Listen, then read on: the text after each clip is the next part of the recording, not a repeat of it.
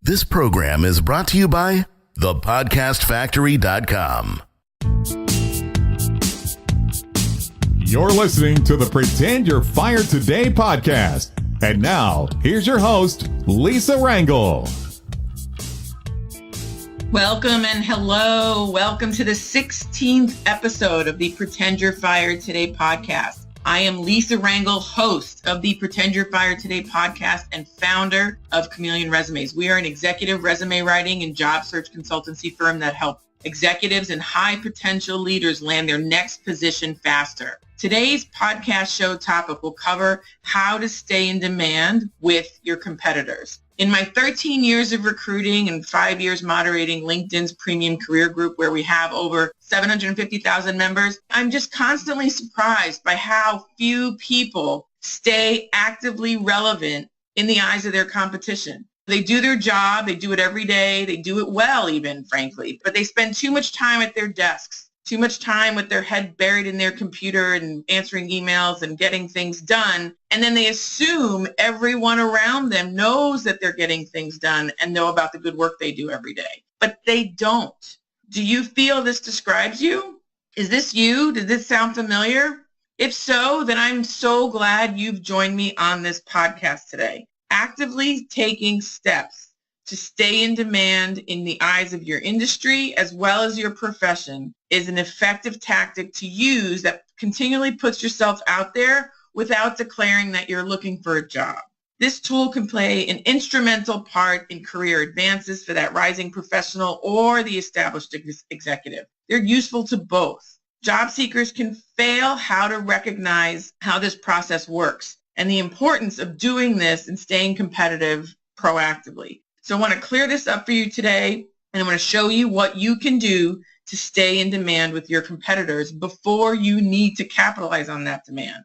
In past episodes, we talked about the only way to truly protect yourself from job loss is to pretend you're fired today and make a list of activities that you would do to start finding your next job, doing them while you're working, doing these proactive activities to keep yourself in demand when you don't need a job. That's the key. This is a key element in the Pretend You're Fired Today action list. Keeping your network primed and active, keeping your documents up to date, and staying in the forefront of your network's mind to create demand for yourself consistently. We want you to be already in demand when you need it. So the key is to build it before you need it. This way, if your job situation changes unexpectedly, you already have pent-up demand for what you do. As I've said in episode 1, the first thing on that list is to dust off that resume and get it up to speed. And we covered how to develop your resume in the first 8 episodes of the podcast. And we looked at how to format the resume and write the resume according to today's trends to maximize its impact. And then we spent the following 4 episodes after that discussing the other equally important document for you to maintain, that being your LinkedIn profile.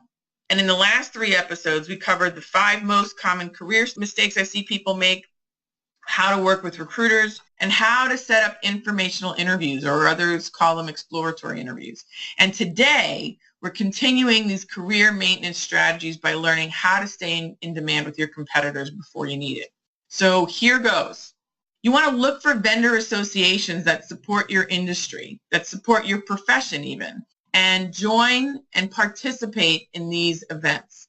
Additionally, in researching relevant professional associations, you want to look at their conferences, at their networking events, their member lists, and participate how you are able to and how it looks like others are participating so you can interact with the membership.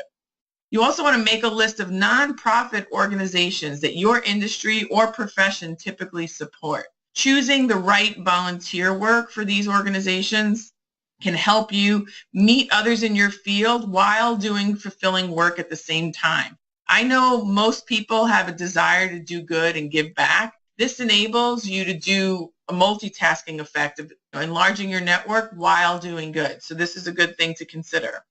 Another thing to consider is to give back by teaching a course in your field at your alma mater, maybe as a guest lecturer where you'd fly in and fly out for a particular class, or on an ongoing basis at a local college where you live.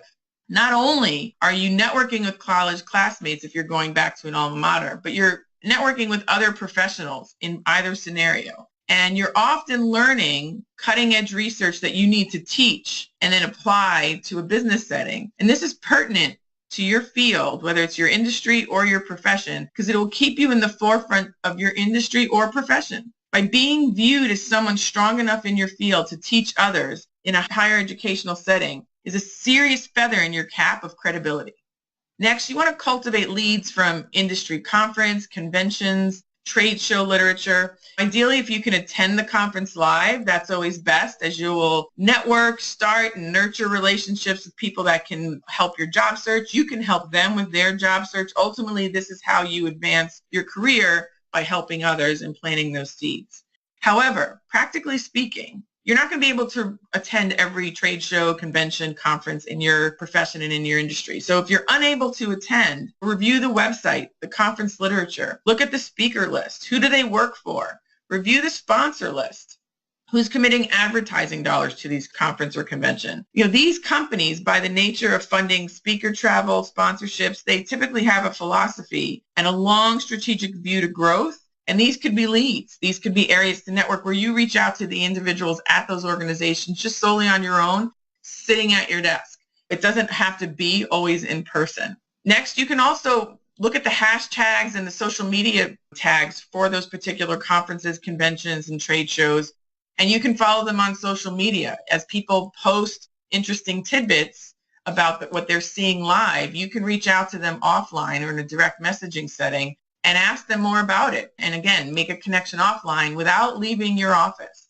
Lastly, consider speaking or blogging for yourself or for a reputable organization or a reputable publication in your field. Speaking or writing can be a successful way to leave a strong impression as a thought leader, as a purveyor of information that others need to advance their career for your field. That's always an asset when you're viewed in that way.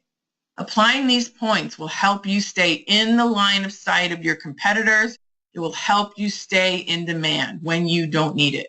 So then it's there when you do need it. Were any of these tactics new to you that we mentioned today?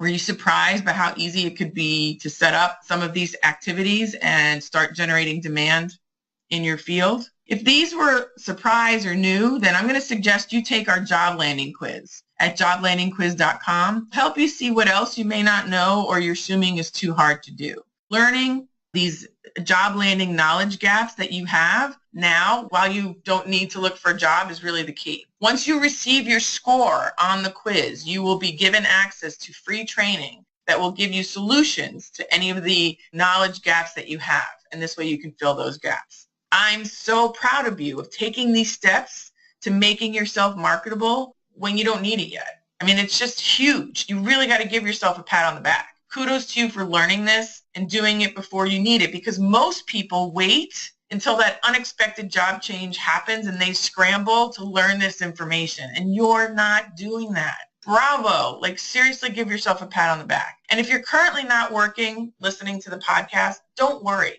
You now know what to do. You can correct your mistakes. You can fill in those knowledge gaps, and you can just start doing it right today. Key is that you now know what to do and you can do it. So let's take action on today's episode. Take our job landing quiz at joblandingquiz.com and let's see what other job search information you don't know, what other knowledge gaps you have that may hinder your ability to find a job fast if you needed to unexpectedly. And once you receive your score on the quiz, you will get access to free training that will help you fill in those gaps, correct those mistakes, and help you apply what we covered today. And so for the next few episodes of the Pretend You're Fired Today podcast, we're going to continue to go through a list of tactics and activities that you can do now as if you were let go today and weave them into your daily life. So this way you can always ensure you're ready for whatever the world brings your way. The first item on the list was the resume, and we covered that again in episodes 1 through 8. The second item on the list, on the Pretend You're Fired Today list, was updating your LinkedIn profile, which you can review in episodes 9 through 12. And in episodes 13, 14, and 15, we covered the 5 most common career mistakes that I see smart people make all the time, how to work with recruiters effectively, and then we learned how to generate informational interviews in the last episode. And today we helped you with suggestions on making sure your competition wants you before you need them. And in the next episode, we're going to cover how to make job boards really work for you. I want you to have an understanding of how they work before you need to use them. So many people get stuck in job board hell, and I want to make sure you know how they work so that doesn't happen to you.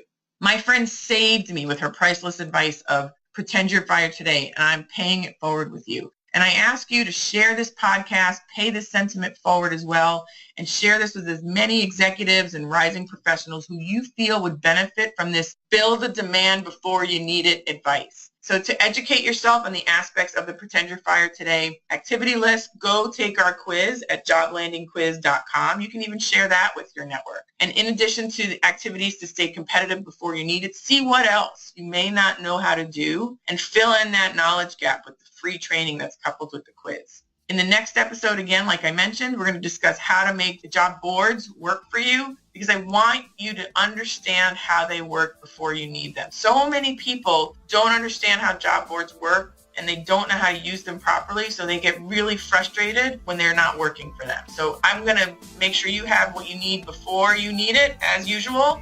And this way you're going to avoid a whole lot of problems, and things are going to go a lot smoother if you ever need to use this information. So thanks for joining me today. We will pick up again at the next episode. Have a great week.